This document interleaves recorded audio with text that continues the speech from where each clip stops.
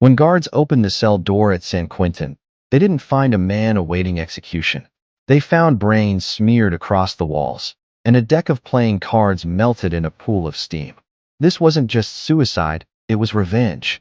This is the true, bizarre story of William Kogut, a death row inmate who outsmarted the system with a homemade chemical ball made from nothing but playing cards, a pipe, and a broken bunk leg. What drove him to this horrific final act? And why did the state sentence a man to death for killing someone in self-defense? October 1930. The Great Depression is tightening its grip on America. In the dusty town of Oroville, California, saloons, gambling dens, and brothels hit the streets. It's in one of these brothels where 39-year-old William Kogut's story takes a dark turn. Kogut wasn't a drifter or a known criminal. By most accounts, he was intelligent, soft-spoken, and kept to himself. But he had a deeply moral streak. And that moral streak led to murder.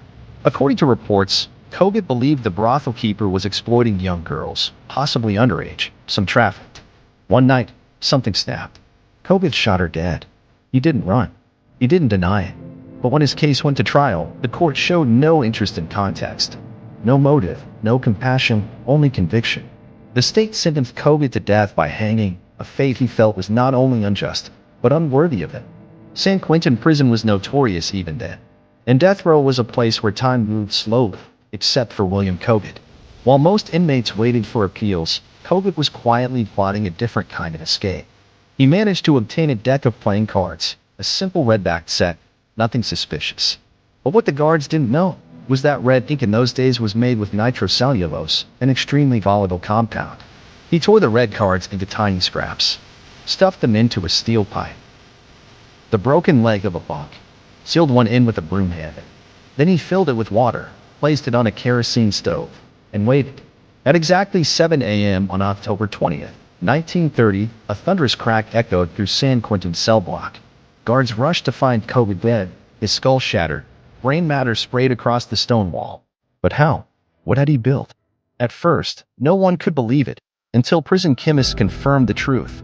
He had created a pressurized chemical explosion using only heat, water, and the highly flammable red ink on those old playing cards.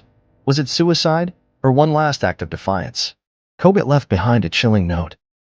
I am not afraid to die, but I prefer to take my own life than to have it taken from me by the state. In a final twist of irony, the man condemned for taking a life gave the state one less to take. He used chemistry, cunning, and rage to flip the script on justice. Not a martyr, not a hero, but not just a killer either. The public was divided. Some called him a madman. Others called him a genius. To this day, William Kogut's suicide remains one of the most bizarre in history. No one has ever replicated his method, and modern cards no longer contain nitrocellulose ink. But his story lives on in forensic psychology classes, prison safety reform, and the strange annals of true crime history. Kogut didn't escape punishment, but he did take control of his end. What do you think?